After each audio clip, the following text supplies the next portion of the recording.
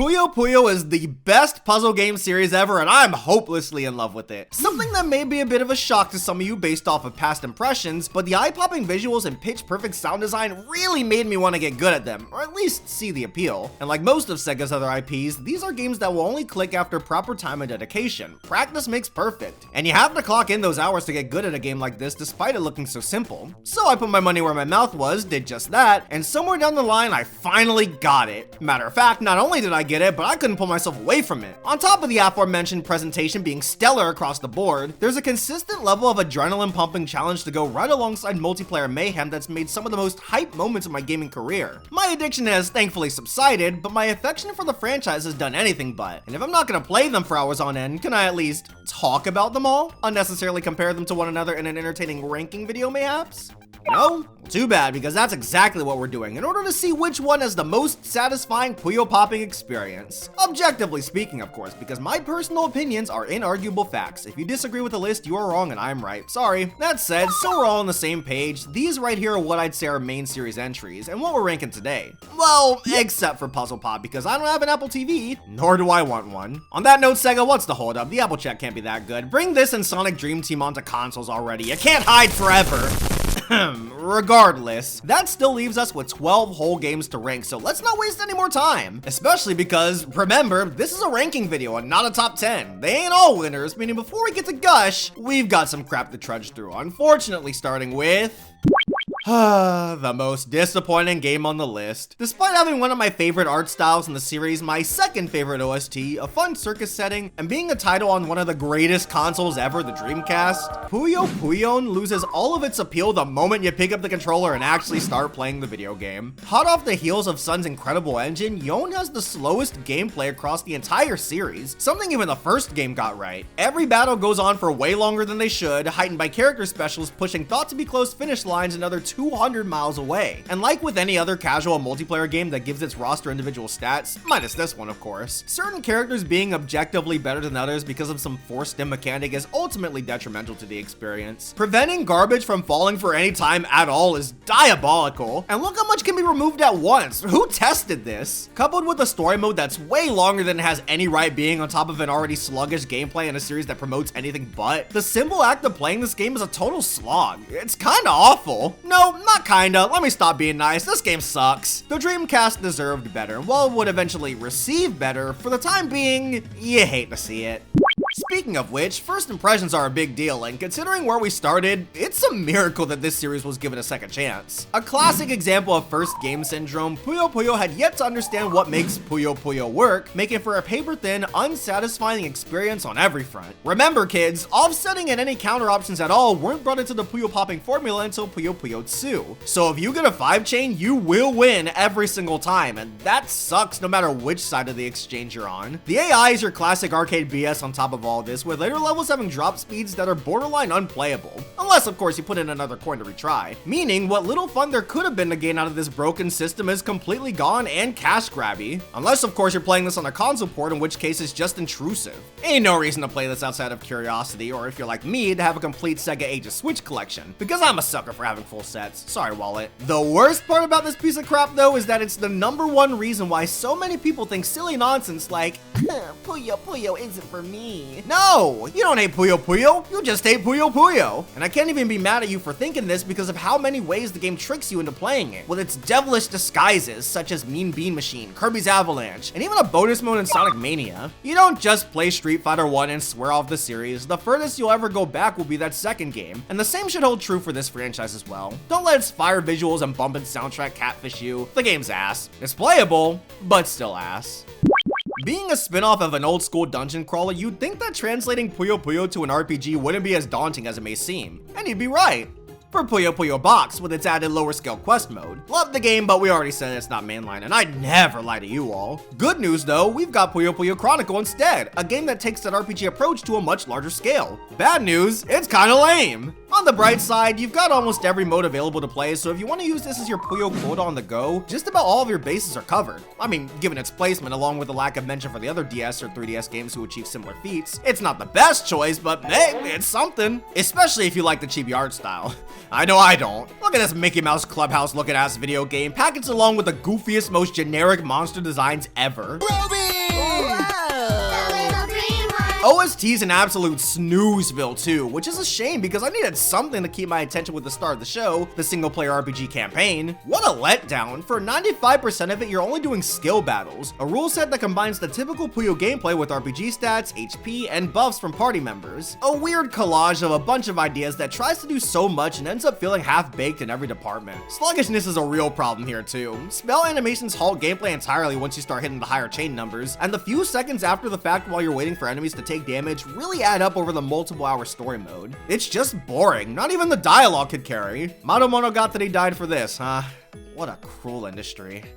Another list, another missed opportunity to have a number title correlate with its respective numbered entry. Puyo Puyo 7 is a game I really wanted to like more, but is just so weird. The story is too long to want to replay over other entries, yet too short to be able to properly achieve any of its goals. We're given our third Puyo cast, with it only consisting of 4 characters, making me wonder what the point was. Ringo's the goat though. The angular art is cool, but everyone's designs are homogenized thanks to the school uniforms. Did somebody say 3 houses? And 95% of story mode is the new mode made for this entry, with it being a watered down version of a better rule set. Transformation battles are okay, but Tiny Puyo is objectively better than Giant Puyo, and Tiny Puyo is a worse baby version of Fever. Literally. Although on that note, I do like how the designs changed based on which size transformation you get. That was a neat touch. Every new idea here is cool in concept, but underwhelming in execution. And I see visions of a great game trying to find its way out. Quick dropping alone is proof that they cared and wanted to improve on the formula, along with the fun details on a solid foundation. So despite my grievances, Puyo Puyo 7 isn't a bad game.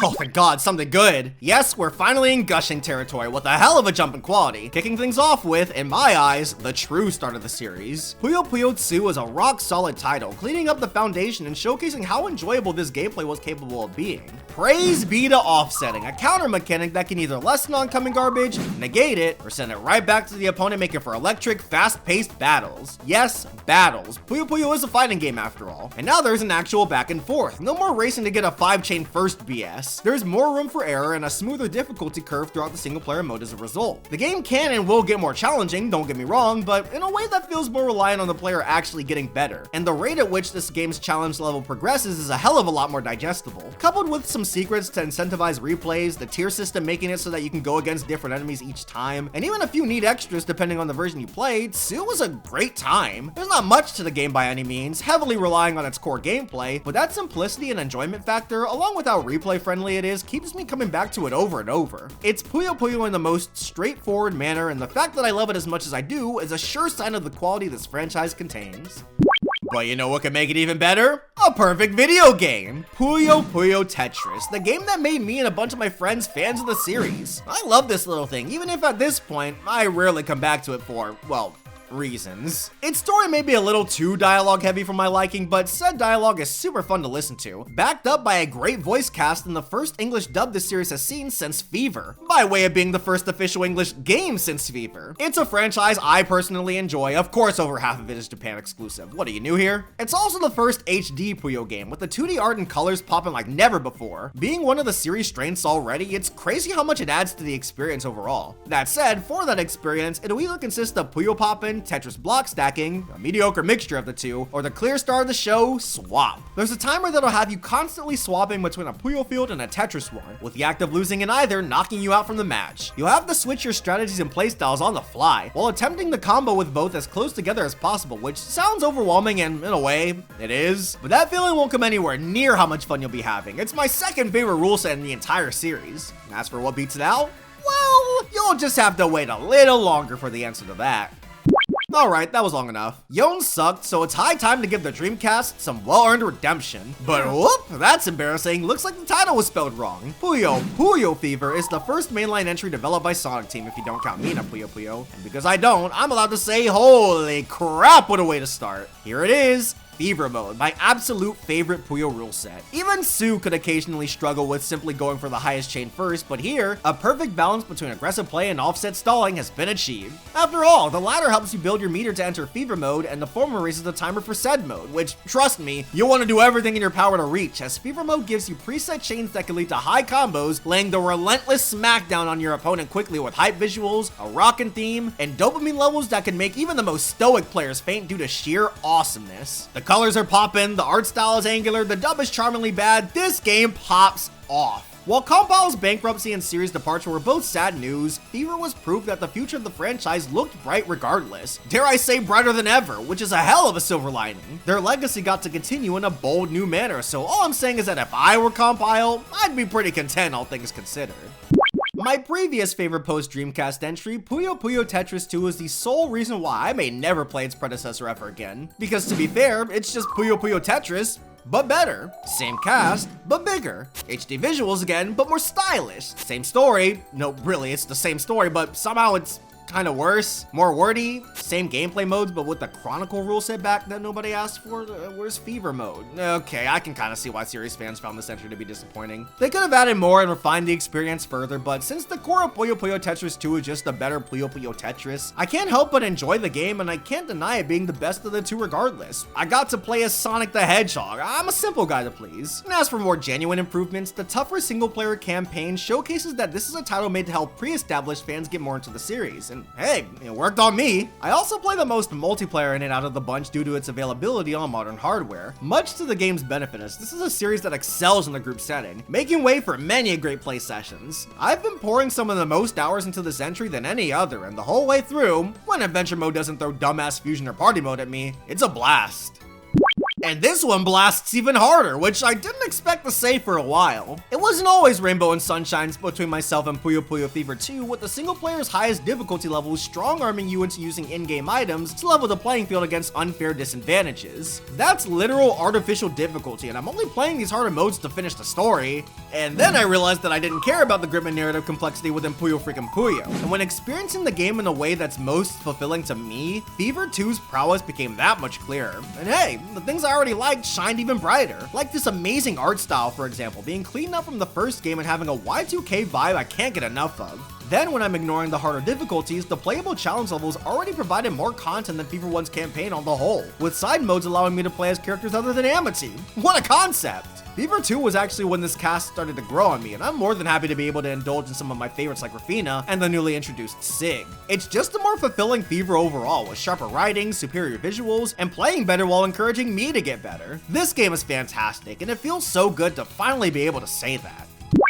But Puyo Puyo, son, had me hooked from the mother effing start. The beat setting is perfect, the pixel art has never looked better, the soundtrack is my favorite in the series, character interactions are at their peak, and the Sun rule set, gimme, gimme, gimme! It's got the base Tsu rule set of sending garbage by way of chaining and offsetting, but now you'll have random Sun Puyos whose frequency increases by way of playing more aggressive, making for a game that encourages speed, keeping up the heat, and not giving your opponent any time to breathe. It's not really that balanced when compared to the baseline Tsu gameplay, and there's a reason why we don't see it that often, but oh my god, it's so fun! And the game knows it too, putting a heavier score emphasis throughout the single player campaign on how fast you get through it, making for an addicting gameplay loop, quick matches, and a summer heat that'll constantly leave you thirsting for more. This might just be the Puyo game I've replayed the most, and I don't plan on stopping anytime soon. It's so weird and different, having an identity all its own that I adore the more I play it. And those rare times I get to do it all with a buddy, oh man! Summer is my favorite season, and those instances where the spirit of the time gets captured in video game format, I do everything in my power to love, with this game making the act of doing just that incredibly easy. Viva Puyo Puyo San! Well, Sega, at least one of your series had an awesome 15th anniversary. Puyo Puyo 15th is flames. Holy hell, what a quinceañera. A party I never wanted to end, hyping up every aspect of the franchise from the new Fever characters and rules to the motto cast and series origin. Almost every mode is here and accounted for. Tsu, of course, Fever, and even the original mode of play is here. Who's excited?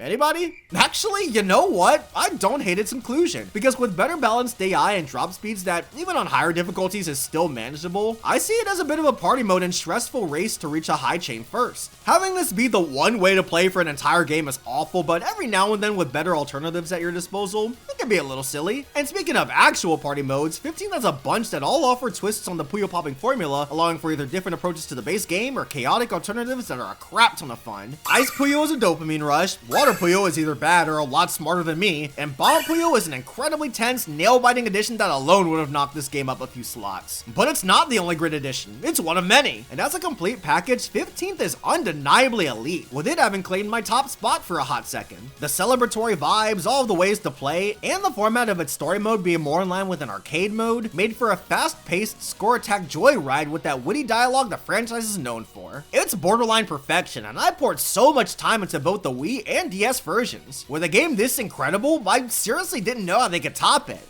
So, how do you top a gem like this? For those of you keeping track, you already know the answer, but for those who don't, well, you top it by doing the same thing again, only bigger and better. Puyo Puyo 20th. Man, oh man. As much as I love Tetris 2 and Fever 2, this is how you do a sequel, properly expanding on the past formula to a level I expect. The base 3 gameplay styles are here once more, and a few of the previous party modes have returned, but a few of them have seen alterations or got changed entirely. All of this being done for the better, might I add, with the one exception being Bomb Puyo getting cut. Its absence was a loss for sure, but I quickly forgave the exclusion thanks to the new modes being especially great like active chaining, and the glorious return of the prodigal Sun. Puyo Puyo Sun mode, baby! Oh, we're so back!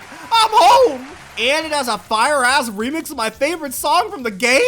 Alright, that game got a free pass, so I get one too. Holy shit, this game is perfect! No, seriously, I unironically believe this to be a perfect puzzle game, or at the very least, a perfect Puyo game. The base modes are as clean as they've already been, but more than that, party modes work your brain in different ways while still honoring the fundamentals of this series. An excellent showcase of the Puyo formula being completely mastered on every front, and I find that remarkable. And even if you can't quite wrap your head around the extra modes, hey, they make for a hell of a multiplayer game just as the series' best installments tend to do. No matter how you go about playing it, 20th fires on all cylinders, and I can't bring myself to rank it anywhere lower than number 1. 2 whole decades of Puyo poppin' ain't nothing to sneeze at, but personally, I couldn't think of a better way to celebrate than the series' undisputed king.